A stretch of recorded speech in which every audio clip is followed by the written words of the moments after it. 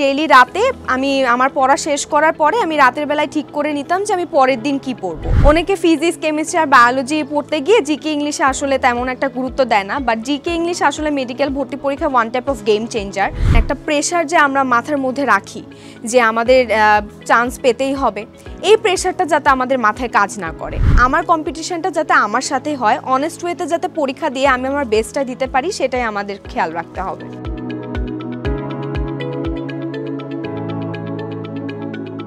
এখন যেহেতু মেডিকেল ভর্তি পরীক্ষার আর 1 মাস 10 দিন অথবা 15 দিন এরকম সময় আছে, তো এখন সবচেয়ে বেশি যে জিনিসটাতে গুরুত্ব দিতে হবে সেটা হচ্ছে রিভিশন। যত বেশি এখন একটা চ্যাপ্টার রিভিশন দেওয়া হবে, মেডিকেল ভর্তি পরীক্ষায় ওই চ্যাপ্টারটার উপর থেকে কোয়েশ্চেন ভুল করার যে আশঙ্কাটা আছে সেটা কমে যাবে।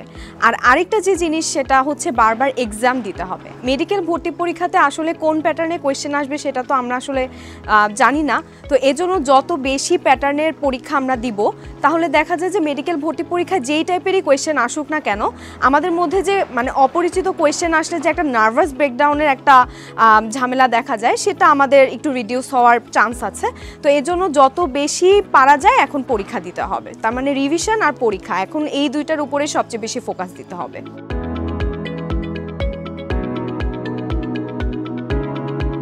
কলেজ লাইফের একদম শুরু থেকে যে মেডিকেল অ্যাডমিশনের প্রিপারেশন শুরু করতে হবে বিষয়টা এরকম না, আমি করিনি। আমি যেটা করেছিলাম সেটা হচ্ছে যে কলেজের যে পড়াগুলো আছে সেগুলো হচ্ছে টেস্টের মধ্যে শেষ করে ফেলেছিলাম। আমাদের এইচএসসি সিলেবাস যেটা, সেটা টেস্টের মধ্যে শেষ করে দেন টেস্ট ভালো মতো দিয়ে টেস্টের পরে যে আমরা এইচএসসির আগে 2 মাস বা 3 মাসের মতো সময় পেয়ে থাকি, ওই টাইমটুকুতে আমি মেডিকেল অ্যাডমিশনের প্রিপারেশন অনেকটাই আগিয়ে রেখেছিলাম। অ্যান্ড তারপর হচ্ছে আমাদের এইচএসসির পরে আমি পুরোদমে একদম ফুল ফোকাসের সাথে আমি মেডিকেল অ্যাডমিশন প্রিপারেশনটা নিয়েছিলাম আর কি। তো ইন আ ওয়ে মানে একদম টেস্টের পর থেকে যদি কেউ শুরু করতে চায় সেটা পারে, আবার কেউ যদি একটু বেশি অ্যাডভান্স লেভেলে থাকতে চায় তাহলে কলেজের শুরু থেকে প্যারালালভাবে আগিয়ে নিতে পারে। It's up to individual actually.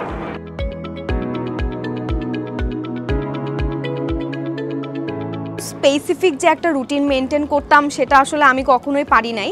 তো আমি যেটা করতাম যে আমি ডেইলি রাতে আমি আমার পড়া শেষ করার পরে আমি রাতের বেলায় ঠিক করে নিতাম যে আমি পরের দিন কি পড়বো, লাইক টার্গেট বেসড পড়াশোনা করতাম আর কি। যে আমি রাতের বেলায় ঠিক করলাম যে আমি তার পরের দিন 5-6টা চ্যাপ্টার আমি এই সাবজেক্টের 5-6টা চ্যাপ্টার শেষ করব।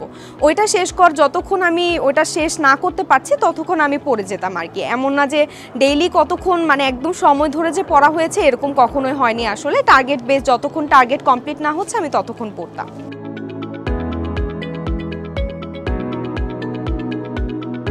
নিজের উইক পয়েন্টগুলো আসলে বারবার এক্সাম দেওয়ার মাধ্যমে বোঝা যায়।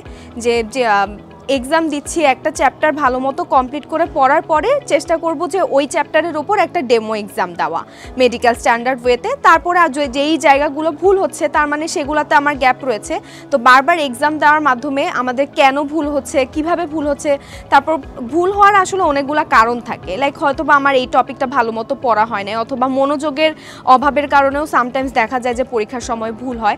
তো পরীক্ষা দেওয়ার মাধ্যমে আমাদের বুঝে নিতে হবে যে আমাদের ভুলটা অ্যাকচুয়ালি কোন জায়গায়। এইভাবেই আমরা আমাদের গ্যাপগুলো আসলে বুঝতে পারি।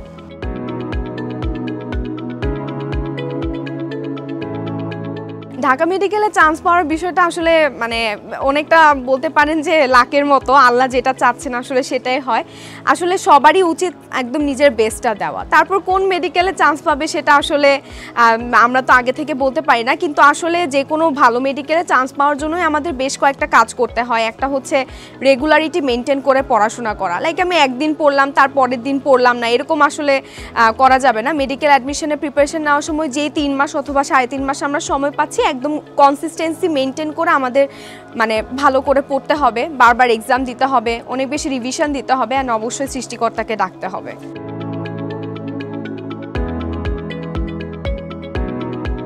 শেষ মুহূর্তে আসলে আমাদের যে biology, physics, chemistry, GK, English এই সবগুলো সাবজেক্টে আসলে আমাদের সমানভাবে গুরুত্ব দেওয়া উচিত।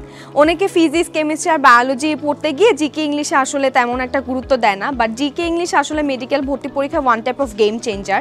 এখানে 25 মার্কে যে যত বেশি নাম্বার পেতে পারবে তার আসলে মানে টপ মেডিকেলে চান্স পাওয়ার ইয়েটা বেশি থাকে। তো এজন্য জিকে ইংলিশেও আসলে সমানভাবে গুরুত্ব দিতে হবে। আর যেটা বললাম যে বারবার রিভাইজ দিতে হবে, কারণ রিভাইজ না দিলে আসলে না বোঝা যায় না যে আমরা যেহেতু যখন শুরুর দিকে দেখা যায় কি আমরা একটা একটা করে চ্যাপ্টার পড়ি, কিন্তু মেডিকেল ভর্তি পরীক্ষায় আসলে আমাদের সবগুলা চ্যাপ্টার একসাথে, যার কারণে হচ্ছে যে আমাদের রিভিশন যত আমরা ভালো করে দিব, ইম্পর্টেন্ট এরিয়াগুলা বুঝে আমাদের বারবার রিভাইজ দিলে আমার মনে হয় যে একটা ভালো রেজাল্ট পাওয়া সম্ভব।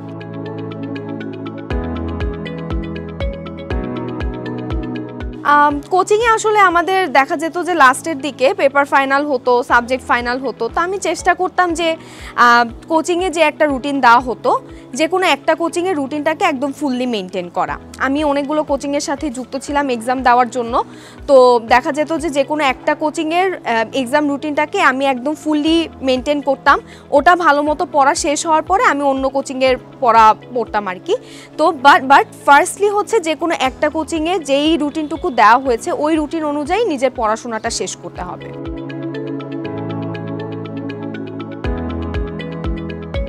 প্রশ্ন ব্যাংক আসলে আমাদের দরকার হচ্ছে কোয়েশ্চেন প্যাটার্ন বোঝার জন্য। প্রশ্ন ব্যাংক থেকে আসলে স্পেশালি ফিজিক্স, কেমিস্ট্রি, বায়োলজি হুবহু কোয়েশ্চেন কখনোই কমন পড়ে না, কিন্তু দেখা যায় যে এরিয়া থেকে গত বছরগুলো থেকে কোয়েশ্চেন আসছে সেখান থেকে আসলে দেখা যায় যে এরিয়া কমন পড়ে। তো ইন দ্যাট কেস কোয়েশ্চেন ব্যাংকে আমাদের যে এরিয়াগুলো আছে, যেমন ধরা যাক যে একটা চ্যাপ্টার থেকে আমার হয়তো বা এই পোর্শন থেকে 2টা কোয়েশ্চেন চলে আসছে, তার মানে ওই চ্যাপ্টারে সেই 2টা পোর্শন আমার সবচেয়ে বেশি ইম্পর্টেন্ট, তার মানে ওই 2টা পোর্শনের উপর আমার সবচেয়ে বেশি গুরুত্ব দিতে হবে। তার মানে এরিয়া মার্কিংয়ের জন্য আসলে কোনটা ইম্পর্টেন্ট কোনটা একটু কম ইম্পর্টেন্ট সেটা বোঝার জন্য আমার মনে হয় কোয়েশ্চেন ব্যাংকটা ফলো করা অনেক বেশি দরকার।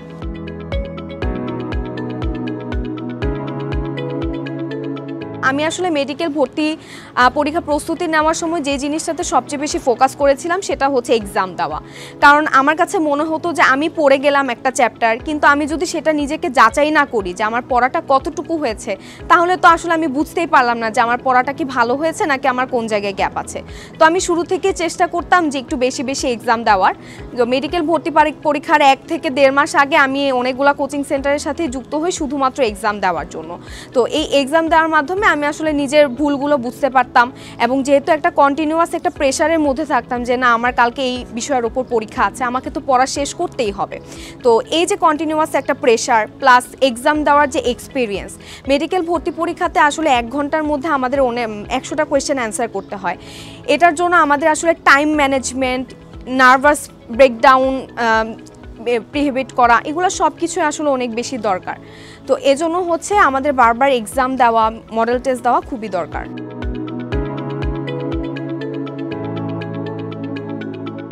পরীক্ষার ঠিক আগের দিন আসলে খুব বেশি প্রেশার নেওয়া যাবে না, কারণ অনেকেই দেখা যায় যে পরীক্ষার হলে আসলে আমাদের যে জিনিসটা অনেক বেশি দরকার সেটা হচ্ছে আমাদের নার্ভাসটা যাতে স্ট্রং থাকে। লাইক কোয়েশ্চেন অনেক সময় দেখা যায় যে একটু অ্যাটিপিক্যাল চলে আসে, কমন পড়ে না, তখন প্যানিক করলে আসলে চলে না। তো এজন্য আর কি পরীক্ষার আগের রাতে অথবা পরীক্ষার আগের দিন একটু চিল থাকতে হবে। মানে আমার কাছে মনে হয় যে যদি একটু ঠান্ডা মাথায় মানে যাতে থাকে, কোনো ধরনের প্রেশার যাতে মাথার মধ্যে কাজ না করে যে না আমাকে চান্স পেতেই হবে, বা এরকম থাকে না অনেকের তো অনেক ধরনের বার্ডেন মাথার মধ্যে চলতে থাকে যে না তোমাকে চান্স পেতেই হবে, বা মেডিকেলে চান্স না পেলে হয়তো বা আর কোনো আশা নাই। তো এই টাইপের বার্ডেন যাতে মাথার মধ্যে না কাজ করে এই দিকে আমাদেরকে একটু খেয়াল রাখতে হবে। আর এটার জন্য আমার মনে হয় বারবার যদি কেউ মানে সৃষ্টিকর্তার কাছে বারবার চায় তাহলে আমার কাছে মনে হয় এটা খুবই হেল্পফুল, আমার জন্য এটা অনেক কাজে দিয়েছিল আর কি।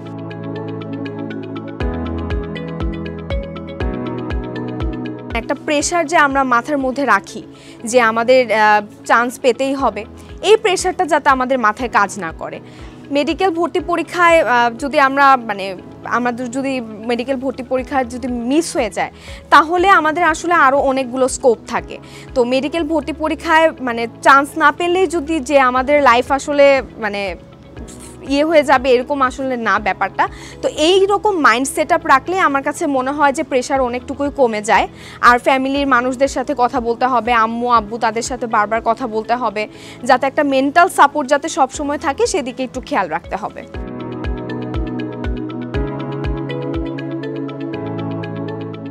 পরীক্ষা কেন্দ্রে আসলে আমাদের শুরুর দিকে যেটা করতে হবে, আগে যে আমাদের রোল নাম্বার আর রেজিস্ট্রেশন নাম্বার যেটা ফিল আপ করতে হয় এটা একদম সময় নিয়ে ভালো মতো ফিল আপ করতে হবে।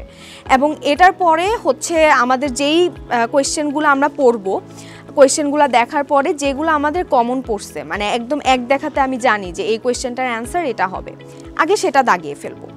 এটা দাগানোর পরে যেই কোয়েশ্চেনগুলো আমরা একটু কনফিউজড বা আমাদের বিভিন্ন ম্যাথমেটিক্যাল কোয়েশ্চেন্স আসে যেগুলো অ্যান্সার করতে আমাদের একটু সময়ের দরকার হয়, সেগুলো আমরা পরে অ্যান্সার করব। মানে আগে যেগুলো একদম কমন পড়ে গেছে, একদম এক দেখাতেই অ্যান্সার, দাগাতে বেশি সময় লাগবে না, সেগুলো আগে অ্যান্সার করে দেন আস্তে আস্তে কঠিন কোয়েশ্চেনগুলোর অ্যান্সার করতে হবে। তাহলে আমার মনে হয় যে মানে টাইম ম্যানেজমেন্টটা করতে অনেক বেশি সুবিধা হয়।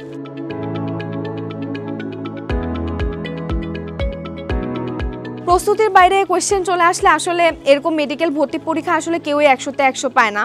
অনেক ভালো প্রস্তুতি থাকা সত্ত্বেও আসলে দেখা যায় যে কারোরই নাম্বার 100তে 100 ওঠে না। তার কারণ হচ্ছে একটা না একটা অ্যাটিপিক্যাল কোয়েশ্চেন মেডিকেল ভর্তি পরীক্ষায় চলেই আসে।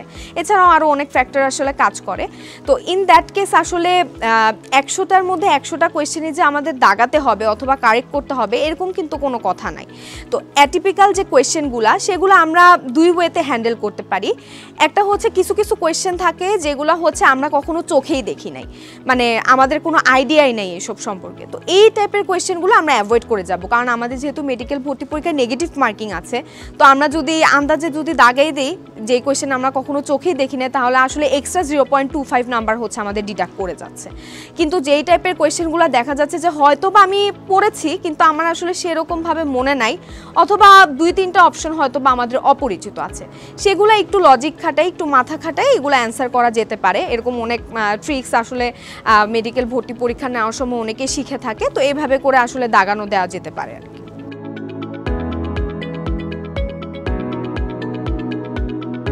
আমার কাছে মনে হয় পরীক্ষার 1-2 মাস আগে থেকেই এইসব সামাজিক যোগাযোগ মাধ্যম যে কোনো সোশ্যাল মিডিয়া সাইট আমাদের মানে ইউজ করা অফ করে দিতে হবে আর কি। আমি পার্সোনালি মেডিকেল অ্যাডমিশন টাইমে আমি সোশ্যাল মিডিয়া সেরকমভাবে ইউজই করতাম না, জাস্ট প্রয়োজনের জন্য যদি কোনো ক্লাস করা লাগতো সেটার জন্য ইউজ করতাম আসলে।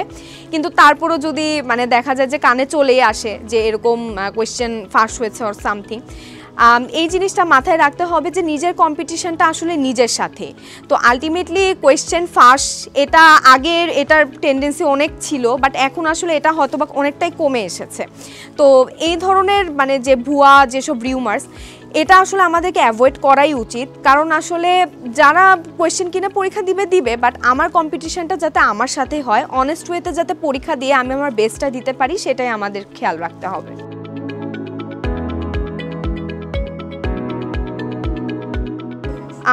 অনেক ভালো প্রস্তুতি নিয়েও আসলে মানে এক্সপেক্টেড রেজাল্ট না পাওয়ার একটা খুব বড় কারণ হচ্ছে পরীক্ষার হলে নিজের নার্ভাস ব্রেকডাউন হওয়া, যে একটা অ্যাটিপিক্যাল কোয়েশ্চেন দেখে আল্লাহ আমি তো কিছু মানে এই কোয়েশ্চেন তো আমার কমন পড়ে নাই, আমার মনে হয় চান্স হবে না। এই মাইন্ডসেট আপটা যখনই এক্সামের মধ্যে চলে আসে তখনই আসলে দেখা যায় যে পারা জিনিসগুলো আমরা ভুল করে দিয়ে চলে আসি। সো আলটিমেটলি হচ্ছে বিভিন্ন কারণে আসলে প্রিপারেশন অনেক ভালো হওয়া সত্ত্বেও আমাদের মানে এক্সামটা খারাপ হয়ে যায়। তো আলটিমেটলি যেটার দিকে আমি সবচেয়ে বেশি ফোকাস করব যে পরীক্ষার আগে এই মাইন্ড সেট আপ নিয়ে যেতে হবে যে 100টার মধ্যে 100টা কোয়েশ্চেনে আমাদের কখনোই কমন পড়বে না। আর আরেকটা বিষয় সেটা হচ্ছে যে আমি আমার নিজের বেস্টটা দিয়েছি, তো এবং বাকি যে রেজাল্ট এটা আসলে যেটা আল্লাহ চাবেন, সৃষ্টিকর্তা চাইবেন, সেটাই হবে আসলে। তো আলটিমেটলি যে সব কিছু মিলিয়ে আসলে নিজের বেস্টটা দেওয়া থেকে কখনো আসলে দূরে সরা যাবে না, আগে নিজের বেস্টটা দিতে হবে, তারপর বাকিটা দেখা যাবে।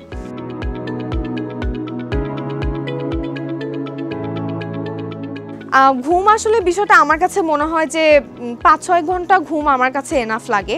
অনেকে আছে যে একদম ঘুম বাদ দিয়ে দেয়, বাট আমার কাছে মনে হয় যে ঘুম আসলে একদম বাদ দেওয়ার কিছু নেই। আমি নিজেই একদম রুটিন করে আসলে 5-6 ঘন্টা ঘুমাতামই সব সময়। তো আলটিমেটলি ঘুম জিনিসটা আমাদের দরকার মাইন্ড ফ্রেশ আপের জন্য, কারণ আমি যদি না ঘুমিয়ে যদি পড়তে থাকি একদম 100% কনসেন্ট্রেশন দিয়ে আসলে ঘুম ছাড়া মানে 100% কনসেন্ট্রেশন আসলে কখনোই দেওয়া যায় না। তো পর্যাপ্ত পরিমাণে অবশ্যই ঘুমাতে হবে। আবার এমন না যে 10-12 ঘন্টা ঘুমায় ফেললো, এরকম না, 5-6 ঘন্টা ঘুম আমার কাছে মনে হয় যে এনাফ।